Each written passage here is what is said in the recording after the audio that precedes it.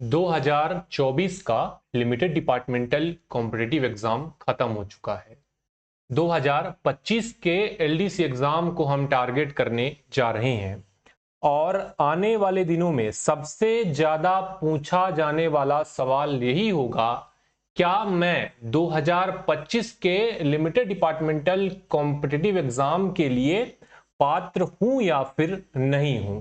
Department of post ने GDS to MTS के LDC exam में, जीडीएस टू पोस्टमैन के एलडीसी एग्जाम में 1 साल का रिलैक्सेशन दिया था। तो सवाल ये भी काफी दिनों से मेरे पास आ रहा है कि जो रिलैक्सेशन 2024 में जीडीएस टू एमटीएस या जीडीएस टू पोस्टमैन के परीक्षा के लिए दिया गया था, क्या वो रिलैक्सेशन 2025 में कंटिन्यू रहेगा या फिर नहीं रहेगा। सवाल काफी सारे हैं, जैसे कोई भी कैंडिडेट जिसने कि जीडीएस एमटीएस मिलाकर 5 साल पूरा कर लिया है, कौन सा कैटेगरी में आएगा। जीडीएस प्लस पोस्टमैन मिलाकर 5 साल पूरा कर लिया है, कौन सी कैटेगरी में आएगा। उसने एमटीएस में कुछ सर्विस दी थी, उसके बाद पोस्टमैन में कुछ सर्विस दी थी, अब वो कौन सी कैटेगरी में आएगा। फिलहाल में ये वीडियो कंप्लीट एक फुल वीडियो होने वाला है जिस पर हम चर्चा करने वाले हैं एलिजिबिलिटी क्राइटेरिया एलडीसी एग्जाम 2025। नमस्ते दोस्तों, जीपी ऑनलाइन क्लासेस में आप सभी का एक बार पुनः स्वागत है। जीपी ऑनलाइन क्लासेस पिछले 5 सालों से केवल लिमिटेड डिपार्टमेंटल कॉम्पिटिटिव एग्जाम को ही टारगेट करता है, इसीलिए अब जीपी ऑनलाइन क्लासेस पर हजारों से ज्यादा जीडीएस का विश्वास बना हुआ है। हम 3 ही कैडर के एग्जाम के बारे में चर्चा करेंगे और पिछले कई सालों से हम 3 ही कैडर का एग्जाम को कवर करते हैं। सबसे पहले हम जीडीएस टू एमटीएस के एग्जाम के बारे में चर्चा करेंगे और जीडीएस टू एमटीएस के एग्जाम के लिए कुछ नई चीजें बताने वाला हूं कि जो नया जीडीएस 2022 में ज्वाइन हुआ, 2023 में ज्वाइन हुआ या 2024 में ज्वाइन हो रहा है, उसको किस प्रकार की दिक्कतों का सामना करना पड़ सकता है, कैसे वो आसानी से एमटीएस बने, पीए तक कैसे जाएगा। बहुत सारी परेशानियां उसको हो सकती हैं क्योंकि डिपार्टमेंट ऑफ पोस्ट ने जब से भर्ती नियम 2022 जारी किया है उससे कुछ ना कुछ बड़े संकेत दे दिए हैं। उसके बाद हम पोस्टमैन मेलगार्ड के एलिजिबिलिटी क्राइटेरिया के बारे में चर्चा करेंगे। उसके बाद हम पोस्टल असिस्टेंट और सॉर्टिंग असिस्टेंट के एलिजिबिलिटी क्राइटेरिया के बारे में चर्चा करेंगे। वीडियो अगर आपको अच्छा लगेगा लाइक जरूर करिएगा, एक भी सेकंड के लिए इस वीडियो को स्किप नहीं करिएगा क्योंकि कंप्लीट जानकारी इस वीडियो में देने वाला हूं।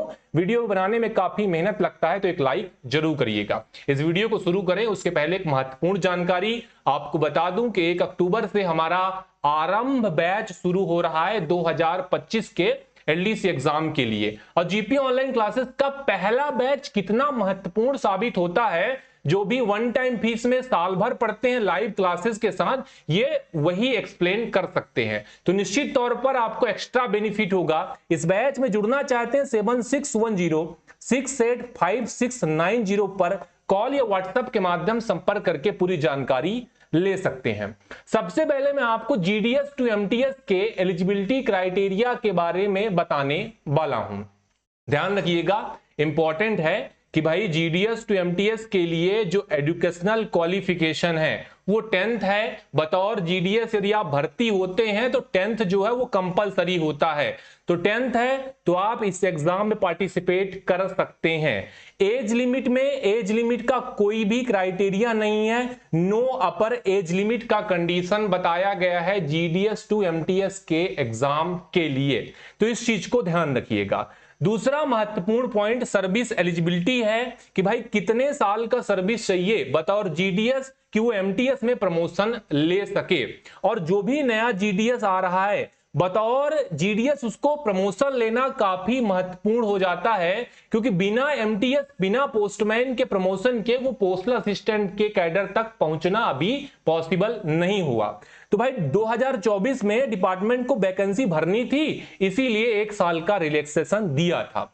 अभी ऐसा कोई ऑफिशियल ऑर्डर नहीं बताया गया है कि 1 साल का रिलैक्सेशन 2025 के लिए भी लागू होगा, तो अभी यहां से हम कैंसिल कर देते हैं। तो अभी मान के चलिए कि 3 साल का सर्विस जीडीएस में जरूरत पड़ेगा, ऐसा मैं इसलिए बोल रहा हूं क्योंकि 2024 के लिए ही रिलैक्सेशन दिया गया था ऑफिशियल ऑर्डर में। अगर आगे आने वाले दिनों में ऐसा कोई रिलैक्सेशन आता है 25 के लिए, तो जीपी ऑनलाइन क्लासेस आपको सबसे तेज अपडेट देने का प्रयास करेगा। तो जिनके भी दिमाग में ये सवाल काफी दिनों से उत्पन्न हो रहा था कि जीडीएस टू एमटीएस 2 साल 2025 में होगा, वो अभी खारिज हो चुका है। 2 साल का जो टाइम पीरियड था वो केवल 2024 के लिए था। चलिए अगले स्लाइड में चलते हैं। अभी हमने जीडीएस टू एमटीएस के एलिजिबिलिटी क्राइटेरिया के बारे में चर्चा कर लिया है। जीडीएस में 3 साल पूरा कर रहे हैं और 3 साल का जो कंडीशन होता है भाई साहब, वो 1/1/2025 को होना चाहिए। जिस साल की वो वैकेंसी होता है उसके पहले जनवरी को 3 साल पूरा होगा, तभी आप उस साल के एलडीसी एग्जाम के लिए पात्र होंगे। उदाहरण के माध्यम से मैं आपको बताना चाहता हूं, जैसे आपने बतौर जीडीएस 22 में यदि 1 जनवरी के बाद ज्वाइन किया था तो 23 पूरा कैलकुलेट होगा, 24 पूरा कैलकुलेट होगा, 25 पूरा कैलकुलेट होगा। ये 3 साल ही कैलकुलेट होंगे और आप जाके 2026 में limited departmental competitive exam GDS to MTS के लिए एलिजिबल हो पाएंगे। ये ध्यान रखिएगा। नेक्स्ट स्लाइड में चलते हैं। इस स्लाइड में हम चर्चा करते हैं GDS to postman mail guard के एलिजिबिलिटी क्राइटेरिया के बारे में। कुछ महत्वपूर्ण पॉइंट बता देता हूं कि भाई इस एग्जाम में पार्टिसिपेट करना चाहते हैं 10वीं का जरूरत पड़ेगा। 10th जो है मिनिमम रिक्वायर होगा, वो भी रिकॉग्नाइज्ड बोर्ड से। कंप्यूटर का सर्टिफिकेट, कंप्यूटर का नॉलेज होना कंपलसरी हो जाता है। इसके अलावा लोकल लैंग्वेज का नॉलेज भी होना चाहिए, क्योंकि लोकल लैंग्वेज में पोस्टमैन को काम करना पड़ता है, इसी वजह से ये कंपलसरी किया गया है। जो हमारा चौथा कंडीशन है कि कोई भी बतौर पोस्टमैन ज्वाइन करता है, एग्जाम फाइट करके उसका प्रमोशन हो जाता है, तो उसको कुछ समय अवधि के भीतर 2 व्हीलर या फिर लाइट मोटर व्हीकल का लाइसेंस भी उसको दिखाना पड़ता है। तो ये चारों चीजें किसी भी पोस्टमैन के पास होंगी, तभी वो आगे के प्रमोशन के लिए एलिजिबल हो पाएगा। एज क्राइटेरिया के बारे में चर्चा करते हैं। भाई जीडीएस टू एमटीएस में कोई भी एज लिमिट नहीं था। हमने आपको बताया कि नो अपर एज लिमिट का कंडीशन होता है जीडीएस टू एमटीएस के परीक्षा के लिए। अब देखिए बहुत सारे और भी रूलिंग है, कितना % कोटा रहता है जीडीएस टू एमटीएस में, जीडीएस टू पोस्टमैन में, जीडीएस टू पीए या फिर कैटेगरी सिस्टम कैसे होता है। तो सारी चीजें अगर आपको डाउट है वीडियो के कमेंट बॉक्स नीचे आप डालेंगे तो आगे आने वाले दिनों में अब आपको वीडियो जरूर से देखने को मिलेंगे। हम जीडीएस टू पोस्टमैन के एज लिमिट के बारे में चर्चा करते हैं। ध्यान रखिएगा कि जीडीएस टू पोस्टमैन में यूआर कैंडिडेट जो है, अनरिजर्व कैंडिडेट 50 साल तक इस एग्जाम में पार्टिसिपेट कर सकता है। गवर्नमेंट ने जो रिलैक्सेशन दिए हैं टाइम के हिसाब से, उसमें ओबीसी को 3 साल का छूट दिया है, मतलब 53 साल तक एग्जाम में पार्टिसिपेट कर सकता है। कोई एससी और एसटी कैंडिडेट है तो वो 55 साल तक इस एग्जाम में पार्टिसिपेट कर सकता है। और बतौर जीडीएस यदि उसने 5 साल पूरा कर लिया है तो पोस्टमैन के परीक्षा के लिए पात्र हो जाएगा। जैसे 2025 के एग्जाम के लिए यदि आप टारगेट कर रहे हैं तो 1/1/2025 को जीडीएस में 5 साल पूरा कर रहे हैं, तो भाई साहब पोस्टमैन मेल गार्ड के परीक्षा के लिए आप पात्र हो चुके हैं। चलिए नेक्स्ट स्लाइड में चलते हैं। अगले स्लाइड में हम चर्चा करते हैं MTS to postman mail guard के एग्जाम के बारे में। जीडीएस टू पोस्टमैन मैंने आपको बता दिया, कोई भी कंफ्यूजन होगा कमेंट बॉक्स में डालिएगा। अब मैं बात कर लेता हूं eligibility criteria MTS to postman mail guard के बारे में। बहुत कंफ्यूजन क्रिएट हुआ। 2023 में भर्ती नियम पोस्टमैन मेल गार्ड आया और उस भर्ती नियम में एक मिक्स सर्विस को जोड़ दिया गया और बता दिया गया कि जीडीएस और एमटीएस मिलाकर 5 साल पूरा कर रहे हैं तो भाई साहब अभी आप पोस्टमैन के एग्जाम के लिए पात्र हो चुके हैं। यदि सर्विस एमटीएस में 1 दिन दिया और जीडीएस में 4 साल से ज्यादा दिया और मिलाकर 5 साल हुआ, तब भी भर्ती नियम 2023 के हिसाब से आप पोस्टमैन मेल गार्ड के एग्जाम के लिए पात्र हो रहे थे। 2024 में जो limited departmental competitive exam department ने कंडक्ट कराए, सर्किल ने कंडक्ट किए, उसमें बहुत सारे सर्किलों ने इस पॉइंट को नहीं जोड़ा था। बाद में शुद्धिकरण किया गया और उसके बाद ये पॉइंट जोड़ा गया जिसमें बहुत सारे कैंडिडेट फिर पात्र हुए। तो 2023 के भर्ती नियम के हिसाब से आप ध्यान रखिएगा कि एमटीएस में यदि आपका सर्विस 3 साल हो रहा है तो भी आप पोस्टमैन मेलगार्ड के परीक्षा के लिए पात्र हो रहे हैं। और यदि आपका एमटीएस और जीडीएस मिलाकर 5 साल हो रहा है तो भी आप पोस्टमैन मेलगार्ड के परीक्षा के लिए पात्र हो रहे हैं। भाई साहब यहां पर एक पॉइंट मैं आपको क्लियर कर देना चाहता हूं कि इस पर भले ही 2 पॉइंट दिए गए हैं और 2 अलग अलग पॉइंट को बनाकर एलिजिबल किया गया है कैंडिडेट को, लेकिन यहां पर कोई कैटेगरी सिस्टम नहीं है, ना तो प्रायोरिटी बेसिस पे सिलेक्शन दिया जाएगा। कुछ लोग सवाल करते हैं कि सर जैसे मैंने तो एमटीएस में 3 साल पूरा कर लिया है, क्या मुझे ज्यादा प्रायोरिटी दी जाएगी? भाई साहब ऐसा कुछ नहीं है, इस पर कैटेगरी सिस्टम लागू नहीं किया है। एमटीएस में 3 साल पूरा किया तो भी आप पोस्टमैन मेलगार्ड के एग्जाम देंगे और कोई भी आपको प्रायोरिटी नहीं दी जाएगी। एमटीएस और जीडीएस मिलाकर 5 साल किया तो भी आप पोस्टमैन मेलगार्ड के एग्जाम देंगे और इस पर आपको कोई भी प्रायोरिटी नहीं दी जाएगी। आप जो है उसी लेवल में आएंगे, मेरिट जो है आपका नंबर के हिसाब से तैयार किया जाएगा। और जो भी सर्विस कैलकुलेशन बताऊंगा वो 1/1/2025 को होना चाहिए। याद रखिएगा हमारा आरंभ बैच 1 अक्टूबर से शुरू हो रहा है। अब पहला बैच ज्वाइन करना जीपी ऑनलाइन क्लासेस पर बहुत फायदेमंद साबित हो सकता है। सारी चीजें आपको इंटरैक्टिव तरीके से लाइव क्लासेस आपको मिलने वाली है। अब हमने बात कर लिया एमटीएस कैडर के बारे में, पोस्टमैन कैडर के बारे में। हमारा जो आखिरी कैडर आता है वो है पोस्टल असिस्टेंट, सॉर्टिंग असिस्टेंट। और पहला एलिजिबिलिटी क्राइटेरिया हमारा है जीडीएस टू पीएस से। भाई एक सजेशन रहेगा, बतौर जीडीएस यदि आप ज्वाइन कर रहे हैं, खास तौर पर 2022 के बाद वाला जो भी जीडीएस आ रहा है, 17 जून 2022 के बाद जो भी जीडीएस बतौर जीडीएस में ज्वाइन कर रहा है, 0% का पॉसिबिलिटी बनता है पीएसए में डायरेक्ट प्रमोशन के लिए। तो संभावना 0% की मैंने आपको बताई है। तो आपको यह ध्यान रखना है कि भाई साहब एमटीएस पोस्टमैन कैडर में प्रमोशन लेना बेहद जरूरी हो जाता है। बिना एमटीएस पोस्टमैन कैडर में प्रमोशन लिए postal assistant, sorting assistant cadre तक आप नहीं पहुंच सकते, ऐसा हमें भर्ती नियम 2022 कहता है। तो हम बात कर लेते हैं जीडीएस टू पीएसए का कंडीशन का स्थिति क्या है। एजुकेशनल क्वालिफिकेशन, देखिए जीडीएस टू पीएसए डायरेक्ट भर्ती के तौर पर ट्रीट किया जाता है, तो किसी भी रिकॉग्नाइज्ड बोर्ड से 12वीं का होना आवश्यक है और कंप्यूटर का नॉलेज होगा, वो कैंडिडेट जीडीएस टू पीएसए के एग्जाम के लिए पार्टिसिपेट कर सकता है।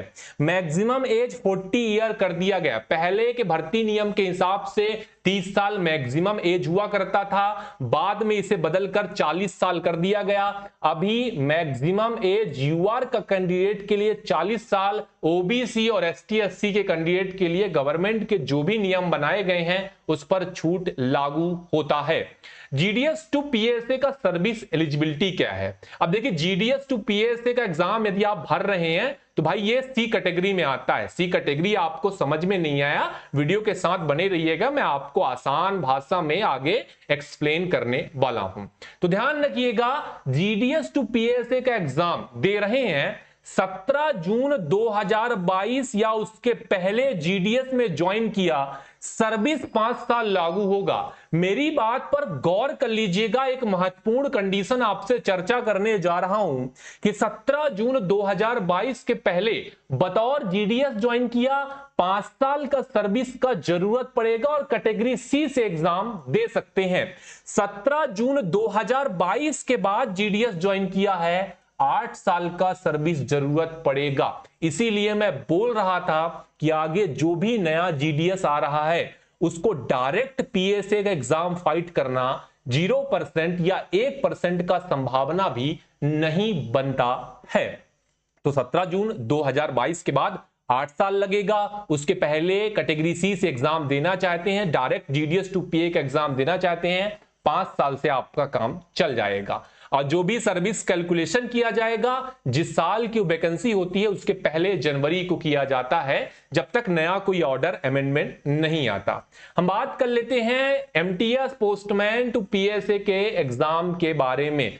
भाई जीडीएस जो है सी कैटेगरी में आएगा, तो सर ये बताइए कि ए कैटेगरी, बी कैटेगरी और सी कैटेगरी का फार्मूला क्या होता है। तो भाई 3 कैटेगरी एक्सप्लेन करने जा रहा हूं। अभी ये वीडियो एक बार ही बनाऊंगा, ध्यान रखिएगा कि ये वीडियो एक बार बना के दूंगा। 2025 में जिसको भी डाउट होगा कि मैं एलिजिबल हूं या नहीं हूं, वो इस वीडियो को जरूर देख लेगा और अपने दोस्तों के साथ इस वीडियो को आप जरूर से शेयर कर दीजिएगा। तो जीडीएस 2PA मैंने आपको पहले ही बता दिया कि ये आपका सी कैटेगरी में आएगा। तो सबसे पहले हम 3 कैटेगरी आपको बता देते हैं कि कैटेगरी ए, कैटेगरी बी और कैटेगरी सी। सबसे पहले ए कैटेगरी में कौन सा कैंडिडेट आएगा, इसको समझने का प्रयास कर लीजिएगा। काफी कंफ्यूजन इस पर भी क्रिएट होता है। तो पोस्टमैन, जिसको हम लेवल 3 बोलते हैं, पोस्टमैन को हम लेवल 3 बोलते हैं। जो पे मैट्रिक्स होता है वो लेवल 3 पोस्टमैन मेल गार्ड का होता है। या तो मैं पोस्टमैन बोलूंगा या तो मैं मेल गार्ड बोलूंगा, दोनों में कोई भी अंतर नहीं है, दोनों का सेम कैडर होगा। तो भाई पोस्टमैन या मेल गार्ड में आपने 3 साल पूरा कर लिया। अब 3 साल मिलाकर नहीं, केवल पोस्टमैन केवल मेल गार्ड में मिलाकर 3 साल पूरा कर लिया तो भाई कैटेगरी ए में आएंगे। और कैटेगरी ए का मतलब होता है कि आपके सिलेक्शन के चांसेस बढ़ जाते हैं। थोड़ी बहुत मेहनत किया तो भर्ती नियम 2022 ये कहता है कि भाई यदि थोड़ी बहुत भी मेहनत कर रहे हैं और थोड़ी थाड़ी वैकेंसी आपके सर्किल में आ गई तो आपको पोस्टल असिस्टेंट कैडर में प्रमोशन होने से कोई भी नहीं रोक सकता। तो ऐसा कैटेगरी ये कहता है। कैटेगरी बी वाला 90 नंबर लाएगा और आप कैटेगरी ए में हैं, आप 70 नंबर लाएंगे, 60 नंबर लाएंगे, सिलेक्शन आपका होगा। ऐसा डिपार्टमेंट ने नियम बनाया कि भाई साहब आखिरकार जो बतौर एमटीएस पोस्टमैन सर्विस दे रहा है, अंततः रिटायर होने तक पीएएसए कैडर तक जरूर जाएगा, एलएसजी तक जरूर जाएगा। भर्ती नियम 2022 यही कहता है। और आज नहीं तो कल सबका प्रमोशन होगा, ऐसा हमें भर्ती नियम 2022 संकेत देता है। हमने लेवल 3 के बारे में चर्चा कर लिया और हमने आपको बता दिया कि पोस्टमैन मेलगार्ड कैडर में यदि आपने 3 साल किया आप कैटेगरी ए में आएंगे। और कैटेगरी ए वाला महत्वपूर्ण हो जाता है, उसको ज्यादा प्रायोरिटी दी जाती है। अब हमने बात करना है कि भाई और कौन आता है कैटेगरी में। तो कुछ लोग सवाल करते हैं, सर ये बताइए हमने 2 साल का सर्विस एमटीएस में दिया है और 3 साल का सर्विस हमने पोस्टमैन में दिया, मिक्स सर्विस हमारा मिलाकर जो है 5 साल हो रहा है। मिक्स वाला सर्विस दोनों कैडर एमटीएस मिलाकर पोस्टमैन मिलाकर हमारा हो रहा है 5 साल। तो हम किस कैटेगरी में आएंगे, ए में आएंगे, बी में आएंगे, सी में आएंगे। तो ये मिक्स वाला सर्विस, और मिक्स वाले सर्विस का मतलब है कि लेवल 1, लेवल 2, लेवल 3 मिलाकर यदि आपका सर्विस हो रहा है 5 साल तो भाई साहब आप एलिजिबल हो चुके हैं कैटेगरी ए के लिए। ध्यान रखिएगा। हम बात कर लेते हैं कि और कौन सा कैंडिडेट कैटेगरी ए में आता है। तो लेवल 2 में जिसने 5 साल का सर्विस दिया है, जैसे डिस्पैच राइडर होते हैं वो 5 साल यदि पूरा कर लेते हैं, लेवल 2 में डिस्पैच राइडर आते हैं तो वो भी कैटेगरी ए में आएंगे। कोई भी एमटीएस जो लेवल 1 में आता है यदि उसने 5 साल का सर्विस पूरा कर लिया है तो कैटेगरी ए में आएगा। मैं फिर से बताऊंगा कि कैटेगरी ए में ज्यादा चांस रहेगा, कैटेगरी बी में कैटेगरी ए से थोड़ा कम चांस रहेगा और कैटेगरी सी में लगभग 1% का चांस बचता है, कुछ एक आध सर्किल को छोड़ दें तो। हमने कैटेगरी ए के सारे एलिजिबिलिटी कंडीशन को अच्छे तरीके समझ लिया है। मैंने फिर से बोलना है, एलिजिबिलिटी क्राइटेरिया का वीडियो एक बार ही बनेगा ताकि बार बार जो मुझे मैसेज करते हैं पर्सनली व्हाट्सएप पर उनको ये वीडियो जरूर देखना है, उन तक ये वीडियो आपको जरूर से शेयर करना है। कैटेगरी बी के बारे में बात कर लेते हैं। ध्यान रखिएगा कैटेगरी बी काफी इंपॉर्टेंट हो गया। और कैटेगरी बी इसलिए इंपॉर्टेंट हो गया क्योंकि भाई साहब कैटेगरी बी के सिलेक्शन के चांसेस अभी भी बहुत सारे सर्किल में बने हुए हैं। तो कैटेगरी बी में कौन सा कैंडिडेट, अब देखिए इस बात को समझिएगा कि लेवल 1, लेवल 2 और लेवल 3, और लेवल 1 का मतलब एमटीएस, लेवल 2 का मतलब डिस्पैच राइडर, लेवल 3 का मतलब पोस्टमैन मेल गार्ड, ये सर्विस मिलाकर और जीडीएस का सर्विस मिलाकर यदि आपका 8 साल हो रहा है, ध्यान रखिएगा मेरी बात को कि भाई 1, 2, 3 और जीडीएस का मिलाकर 8 साल हो रहा है तो भी आप एलिजिबल हो चुके हैं कैटेगरी बी के लिए। अब सवाल समझिएगा कि यदि आपने एमटीएस में 1 दिन सर्विस किया और आपने जीडीएस में 7 साल से ज्यादा या 8 साल सर्विस किया और मिलाकर आपका 8 साल हो रहा है तो कैटेगरी बी से आप एग्जाम दे सकते हैं।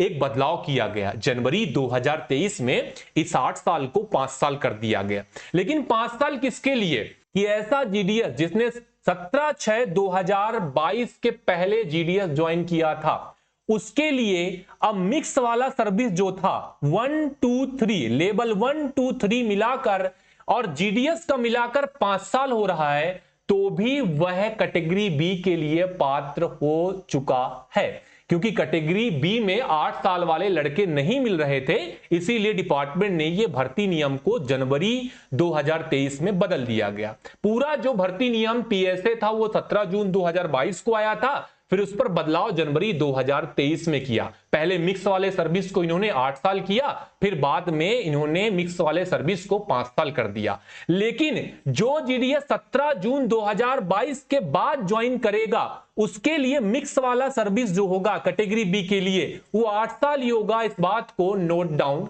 करिएगा। और जो भी सर्विस एलिजिबिलिटी होगा वो 1/1/2025 को ही कैलकुलेट किया जाएगा। और मैंने आपको ए कैटेगरी बताया, बी कैटेगरी बताया और कैटेगरी सी मैंने आपको पहले ही बता दिया। और कैटेगरी सी में मैंने आपको एक बताया कि 17 जून 2022 के पहले 5 साल कैटेगरी सी से एग्जाम दे सकता है, उसके बाद जीडीएस ज्वाइन किया तो 8 साल का सर्विस लगेगा, तभी वो कैटेगरी सी से एग्जाम दे सकता है। ये तो रहा है आपका कैटेगरी ए, कैटेगरी बी और कैटेगरी सी का फार्मूला। फिलहाल में मैंने आपको सारे कैटेगरी के बारे में अच्छे तरीके से एक्सप्लेन करके बता दिया है। एक और आपको कंडीशन मैं आप बताना चाहूंगा कि भाई साहब ध्यान रखिएगा कि सबसे ज्यादा प्रायोरिटी कैटेगरी ए को दी जाती है। यदि सर्किल में वैकेंसी 50 रहती है और 50 की 50 वैकेंसी ए कैटेगरी में चली जाती है तो बी कैटेगरी को एक भी वैकेंसी नहीं दी जाती है। कैटेगरी ए में यदि कैंडिडेट पास नहीं होते, और पास होने का जो मतलब होता है वो होता है यूआर के लिए 40, ओबीसी के लिए 37 और एसटी एससी के लिए 33 नंबर।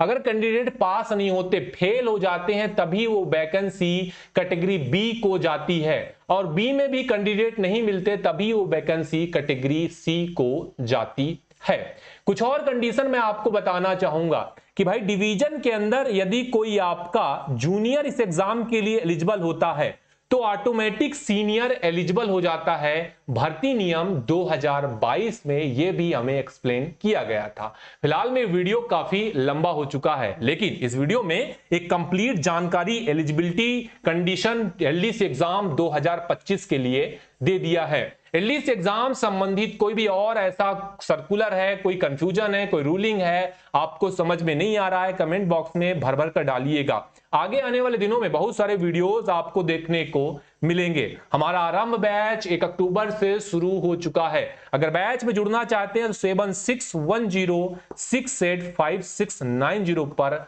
संपर्क करके बैच में जुड़ सकते हैं। इस वीडियो के लिए फिलहाल इतना ही। जुड़ने के लिए आप सभी का धन्यवाद।